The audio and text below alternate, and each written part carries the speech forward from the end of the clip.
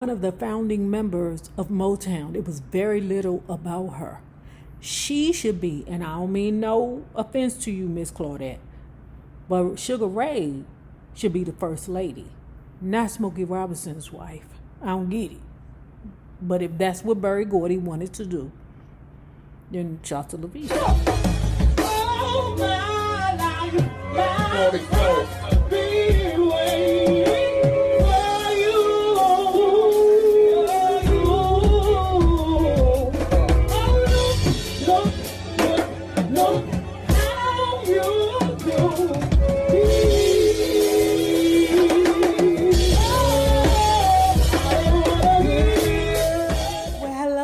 bugs. Hello there, Bellas. If you have not already done so, please remember to like, share the Facebook, subscribe, and tip your favorite narrator via Cash App at $NAROB on YouTube. And if you are not already a part of this book club, please hit the Patreon link below and or the join button here on the YouTube, and for a small monthly fee of $5. You babies, yes, you can be privy to all the shenanigans before the YouTube gets it, if the YouTube gets it. Remember I told y'all that the paying members already knew where we was going? But you people who were not paying members, y'all would only find out when we get there where we're here. Back at Motown. The Marvelettes by Mark Taylor. When Georgia left, there was a matter of finding a new lead singer who could deliver Please Mr. Postman in the same manner for which Motown had contracted. Sensing that Gladys had the most commercial voice among the remaining four girls, Georgia selected her to carry the lead. Gladys had a lead voice and the rest of them didn't, she contends. When my dad refused to sign for me, I got Gladys and told her, "You've got to sing on this song."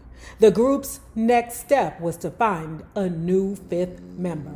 Their search immediately began and ended with Wanda LaFaye Young, first soprano.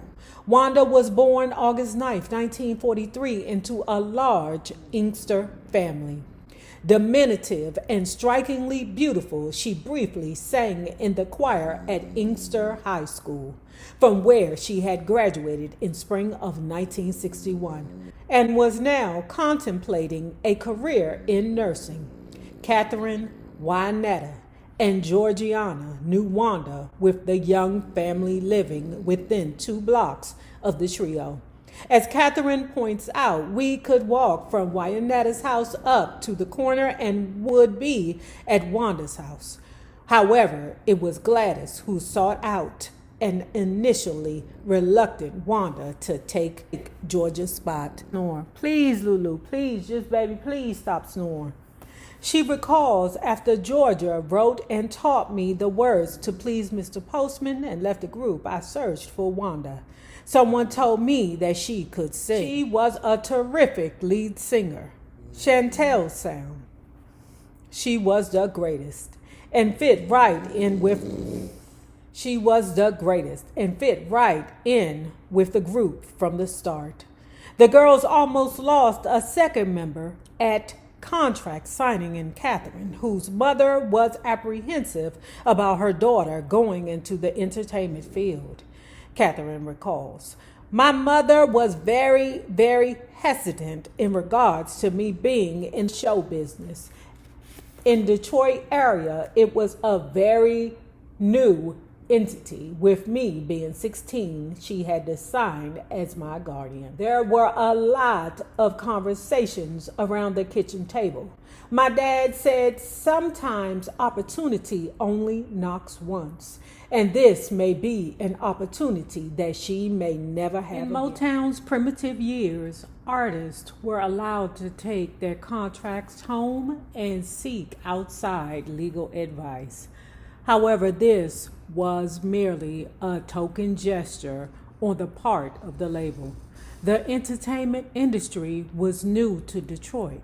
Thus, there was no bevy of agents or managers positioning themselves to represent the artist on Motown's roster.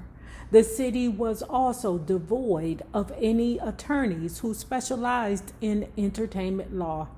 In addition to Motown serving as the artist label, ITMI served as personal management for the artists for 10% of their earnings.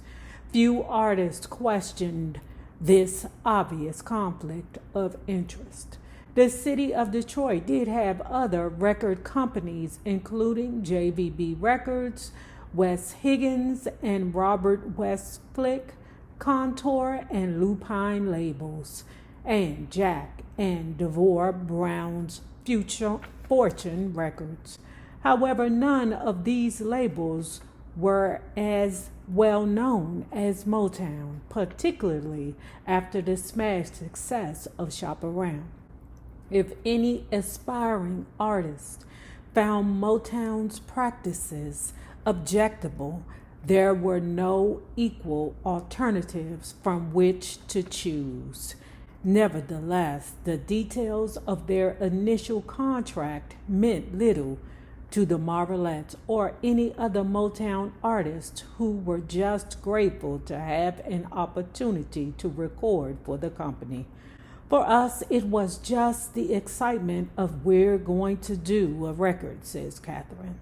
Michigan law only required that a parent or legal guardian sign contracts for anyone under 21, which was the case for each Marvelette. Many Motown artists were therefore accompanied to contract signing with only their parents, themselves foreign to entertainment law. Okay, let me say a couple of things here. Number one, all this sound like the New Edition movie. There's two ways to take it. Y'all would have to tell me. On one hand, he was giving opportunity to the youth in the projects. On the other hand, it could be seen as he was taking advantage of the talented youth in the projects. It makes me feel like they're taking advantage of young people. It's like pimping legally. Athletes, some of these boys go to college, want a scholarship, go in there, can't count, break a knee, ain't no good no more to the coach. Now they gotta go home and still can't count. Catherine points out, my mother did have a copy of the contract, and she had gotten together with a couple of the other parents and did try to find an attorney that could help them in regards to the contract. But no one in Inkster was aware of entertainment and entertainment law. The 8-page document that each Marvelette received was Motown's standard boilerplate agreement. There were numerous stipulations that any experienced entertainment attorney may have questioned. Before I go further, I like the way they getting the bullshit out the way early. Let's talk about this bullshit early, okay? Because Motown has a horrific reputation of taking advantage of their artists. Okay, all except for the Smokey Robinson, because that was his friend. One of y'all told me that y'all went down to the Motown Museum and it was very little about Renoma Gordy or Renoma Singleton Gordy or Renoma Gordy Lyles, whatever that lady name is. Sugar Ray is what we call her. One of the founding members of Motown. It was very little about her. She should be, and I don't mean no offense to you, Miss Claudette, but Sugar Ray should be the first lady, not Smokey Robinson's wife. I don't get it. But if that's what Berry Gordy wanted to do, then shout la vista. There were numerous stipulations that any experienced entertainment attorney may have questioned. Motown would choose all of the songs the group would record, and the group would record each song until the sides designated by us shall have been recorded to our Motown satisfaction. Mean keep working, bitch, till we tell you to stop. The Marvelettes received a 2% royalty rate of 90% of the suggested retail price for each record sold in the United States, less all taxes and packaging cost. They received half of that amount for overseas sales. This was a group figure that had to be split 5 ways.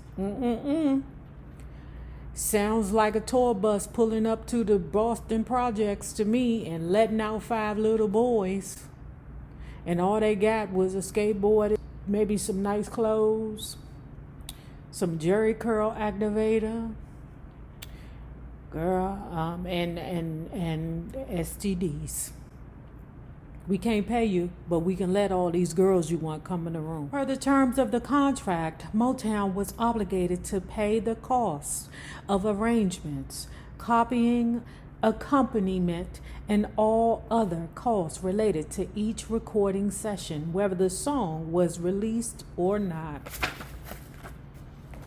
Baby, baby, baby. If any of the girls were to leave the group, she would have no further right to use the group's name for any purpose. See? That's what they did to Flo. And Motown could replace any member of the group with any person the company chose, or could require the group to record and perform live without a new member. Told you Berry Gordy will menudo the